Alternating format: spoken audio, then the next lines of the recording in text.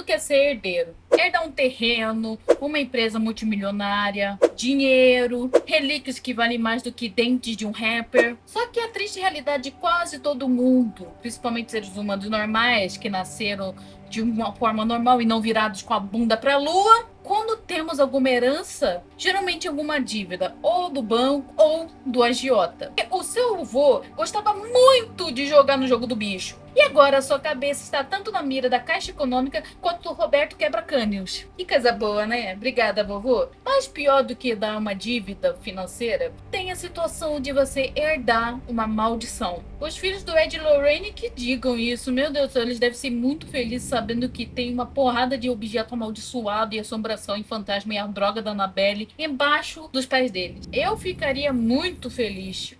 E nessa pegada de herança, eu vou trazer esse curta que eu achei bem interessante e a thumb me chamou a atenção. Homens mascarados me dão negócio. O nome do curta é Don't Look Away, ou Não Desvie o Olhar em português. E esse sistema de não poder desviar o olhar, senão você morre, é muito usado, principalmente em jogos. Todo mundo já pensa logo no SCP, que é uma estátua que se você piscar, ele se mexe e quebra o seu pescoço. Porque essa coisa é bem rápida. E ele também tem um aspecto sujo, esquisito, bizonho e dá certo nojo. Mas a primeira vez e o tempo mais antigo que eu conheço desse sistema de não poder desviar o olhar é dos anjos lamentadores do Doctor Who, que é a mesma coisa, umas estátuas de anjos que estão na posição escondendo os seus rostos, e cada vez que você vira o rosto, ele se mexe, mas a sua expressão fica cada vez mais grotesca, predatória, e com a pose de que vai vir te destroçar. Pegando essa visão, vamos direto pro curta. Já dando esse mini spoiler de como que funciona o sistema dessa coisa. E não é pra você tirar seu olhar daqui, hein? Senão o bicho ruim vai te pegar. Ó, olhos aqui, olhos no vídeo. Não desvie o olhar do vídeo. Não desvie o olhar do vídeo. Esse curta começa com uma garota se maquiando e conversando com seu irmão, tendo um diálogo bem comum entre irmãos, se ofendendo e jogando responsabilidade de um pro outro. No caso, o pai tinha pedido para varrer o quintal ou algo do tipo, e um tá atacando uma função pro outro. Típico, eu faço o mesmo com minha irmã. Mais um dia normal de família. Nós temos a seguinte informação. O pai vai demorar cerca de 1 hora para chegar em casa, e eles estão arrumando a casa para receber a mãe, que apesar de estar previsto de chegar em meia hora, alguns minutos, ela tem o costume de chegar adiantada. Então, os filhos agora estão sozinhos em casa. O irmão disse que o pai vai demorar por causa da chuva, mas ao verificar, o céu está limpo. Ou seja, o irmãozinho dela é um comédia, um mentirosinho. Mas tem algo estranho no cenário que era para ser um quintal típico familiar. Nesse momento, o telefone toca. E o pai explica que vai demorar 1 hora para chegar. E a menina conta que tem um esquisitão na frente de casa, encarando a janela. E agora ele está encarando ela. E descreve ele como um homem usando um terno todo estrupiado, sujo, destroçado, cortado, gravata preta, com uma sacola na cabeça e com correntes nessa sacola. E o pai só pergunta: Ele tá só te olhando? Sem se mexer nem nada? E ao confirmar, o tom do pai já fica desesperado e fala: Me escuta, não desvie o olhar. Aconteça o que acontecer, não para de olhar pra ele. Eu vou chegar em casa em 10 minutos. Fala pro seu irmão trancar as portas e as janelas. Eu já tô chegando. Não para de olhar pra ele. Ela chama o irmão para pedir para ele fazer o que o pai mandou, que é trancar tudo. Só que o idiota, em vez de escutar e ir logo trancar a porcaria da porta, na moral, se vocês estão com algum parente seu que te chama e fala, tranca a porta, e você fica, como assim? Como assim trancar a porta? Ou você vai direto trancar a porta? Porque eu acho que a coisa mais fundamental que você tem que escutar é, beleza, estão mandando trancar a porta, provavelmente vai dar merda. Melhor eu ir lá resolver isso, vai que invadam aqui. Eu ia pensar isso, mas aparentemente esse irmão aí é um bocó. E ao invés dele escutar logo a menina, ele vai e fica, o que você tá vendo aí na janela, hein? E vai ver também, e aí estragou tudo. Ela mesma tem uma expressão de animal desgraçado, o que custava me obedecer, seu resto de punheta? E ela decide que ela mesma vai trancar as portas, já que ele é um inútil. E manda o menino cuidar de vigiar o Leatherface aí. E quando ela volta da task dela, que era pra ser do irmão, ela olha pra janela e fica boladíssima quando percebe que o cara sumiu. E ela briga com ele. Pô, eu falei pra você vigiar ele. Mas eu tô vigiando, olha ele ali. Enquanto ele está vendo o homem, ela não está. Então, só uma coisa explica isso. Ou ele tá metendo o louco pra caramba, ou agora tem dois deles. Ou seja, no momento que você vê essa coisa, ele começa um ciclo.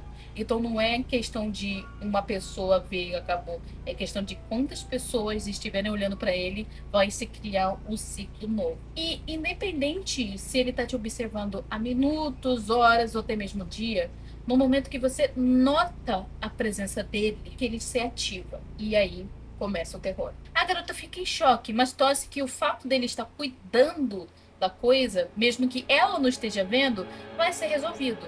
Mas assim que ela vira para trás, ela deu muita sorte, ou o sexto sentido dela apitou, e ela virou bem na hora. Ela tem uma teoria. Ele se mexe se ele também estiver olhando para ela. E sorrateiramente ela pega uma fita na gaveta na intenção de tampar os olhos do bicho através da máscara. E meu amigo, muita coragem de se aproximar dessa coisa. Você não sabe o que isso aí pode fazer. Mesmo que em teoria ele só se mexa se você desviar o olhar, eu ainda assim não ia confiar muito não. Ela teve muita fé de que isso ia funcionar. Ela consegue colocar a fita nos olhos e acredita em ter dado certo. Mas o bicho ataca ela e o menino tem que desviar o olhar do segundo bichão para poder ajudar ela. E essa coisa ruim simplesmente estava furando os olhos dela com os dedos. Eu senti tanta, mas tanta agonia que eu comecei a sentir pressão nos meus próprios olhos, sentir dor nos olhos. Eu sou muito sensível com olhos. E no meio da porradaria, brigaiada, o pai chega finalmente para salvar os dois. E ele fez algo que nem os dois e nem eu pensei em fazer. Mas parando pra pensar, é até que bem óbvio. Que é mostrar um espelho pro capeta, que trava e tem uma convulsão e some que nem um gênio da lâmpada. E logo em seguida, o homem quebra o espelho. E eu acredito que essa seja a parte mais importante do ritual de espantar ele. Eu não sei porquê, mas eu tenho essa impressão. A situação foi resolvida finalmente. E o pai explica a situação toda. Essa coisa perseguiu ele e a mãe dos dois há anos atrás, quando eles se conheceram, e isso o seguiu até depois que os dois nasceram. E ele tentou ignorar essa aberração, mas agora ele está atrás dos seus filhos. O menino, enquanto escuta isso, lembra de uma coisinha pequenininha, assim, pouquinho só importante. Ele também tinha sua própria assombração para cuidar. E quando ele vira para a janela, o bicho sumiu. E o pai explica, no momento que a menina saiu e o garoto observou, eles criaram um outro ser. E agora tinha dois. No caso, agora só tem um porque eles conseguiram se livrar de um deles.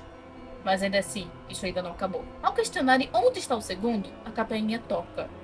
A mãe deles chegou. Nós temos a visão de onde a coisa ruim tá, no meio da floresta, mas perto da casa da família, dando a entender que ele está ali o tempo todo, espreitando, observando, esperando o seu momento, que uma hora ele vai conseguir o que quer. Não se sabe o que aconteceu, como os pais atraíram a atenção dessa coisa que os perseguiu durante décadas e agora está atrás dos seus filhos. O perigo da mãe ter chegado é que ela pode ter sido atacada a qualquer momento, já que o segundo sumiu e ele estava indo em direção do menino.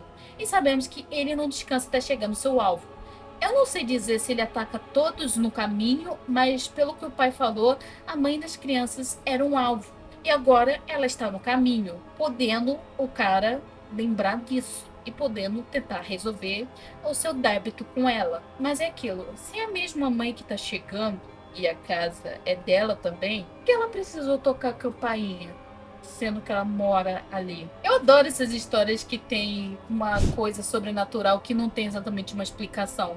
Essa coisa até teve uma explicação, mas não foi aquela explicação, foi mais a relação do pai das crianças com essa coisa, no caso, o pai e a mãe. Eu tô meio que numa onda de contando curtas de terror independente que eu encontro no YouTube, mas vocês têm que entender que essas histórias são muito boas pra mim, eu gosto demais delas, e o fato de eu achá-las boas, eu quero trazer aqui também pra vocês consumirem e se entreterem comigo. Apesar das coisas não terem um motivo, uma explicação, um porquê, tem aquele gostinho de quero mais, eu quero entender, eu quero saber por que essas coisas acontecem, por que eles e por que tudo mais. O último vídeo foi a mesma coisa, a gente não sabe nada do homem sorridente, não sabe por que ele faz aquilo, não sabemos se ele é um humano. É a mesma coisa aqui, a gente não sabe se isso daí é realmente humano, se é um fantasma, se é um demônio, por que ele tá atrás deles, se eles fizeram alguma merda, mexeram com um tabuleiro Ouija ou mexeram com alguma coisa ritualística, a gente não sabe.